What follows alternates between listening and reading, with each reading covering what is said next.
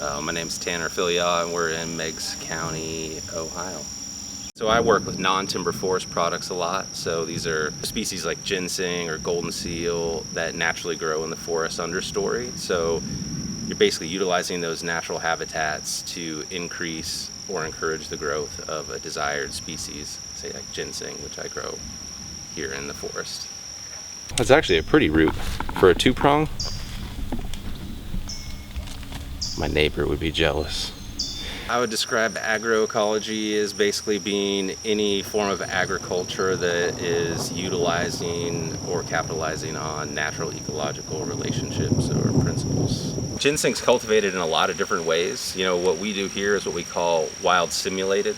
Wild simulated by utilizing the natural habitats, natural plant spacings of about 1 or 2 plants per square foot, basically creates no disease. And so you can basically grow it organically without any chemical interventions. And of course it has a much lighter, footprint on the land because you're not eliminating companion plants or other vegetation in the forest understory to just produce a monoculture. You're growing a desired plant with a bunch of other plants that it would naturally be growing with in its ecological community in the wild. And a lot of those other plants can be medicinal roots as well, like black cohosh or golden seal or ramps that are also basically can be forest farmed in a wild simulated manner together. This in a field cultivated situation where you tilled the soil, it'd basically grow like a carrot. It'd be really big, really smooth. It'd probably be 10 times the size of this. So for a smooth carrot looking root that's 3 or 4 years old, $40 a pound.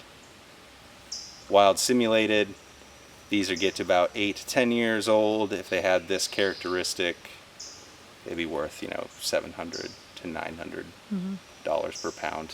Just the sale of ginseng alone in the 19 states in the eastern U.S. that have allowable ginseng harvest and exports, that nets about $30 million annually, and that's paid directly to the harvester. So $30 million directly into some of like the poorest regions of the Appalachia, I mean, that's just one species. There's hundreds of thousands of pounds of golden seal and black cohosh and ramps and blue cohosh and bloodroot and all these other species that are being harvested every year from the Appalachian forest. Yeah, I mean, there's definitely a culture of harvesting in Appalachia. It dates back, to the times of the early settlers. So here's some nice ramps. You eat it raw. Raw? I don't know about raw. You gotta eat it raw. I mean, look at that. It looks like a little pearl on your... Oh, she took a nice big bite too. They're probably not that spicy right now. Oh, there's the hit. There's the spice. There's the hit. By growing these plants in the understory, we're basically preserving forest cover and forest habitat. These are forest obligate species. You take them out of the shade and you start forcing them in these artificial shade environments. Like I mentioned before, a lot of disease. So there's a lot of small growers utilizing their woodlands to just produce a supplemental income, and maybe it's just a hobby, personal use. Maybe they don't even sell it. But I do see a lot of people do it just to have something to do in their woods. Ginseng primarily disperses by gravity, so you get these very clustered populations that tend to be very isolated and inbred. So when you have a species like the wood thrush that can move a seed, 30, 40 meters away, that's a pretty significant dispersal distance. So this wasn't really discovered till probably about 4 or 5 years ago. And this is a migratory songbird that's coming up from the rainforests of South America. And so the health of the two ecosystems, the deciduous forest here and the tropical rainforest there, very interconnected.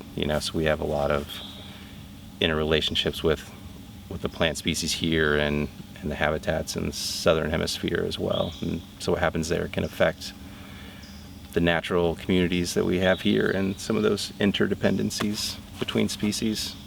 It's been awesome. Heck yeah.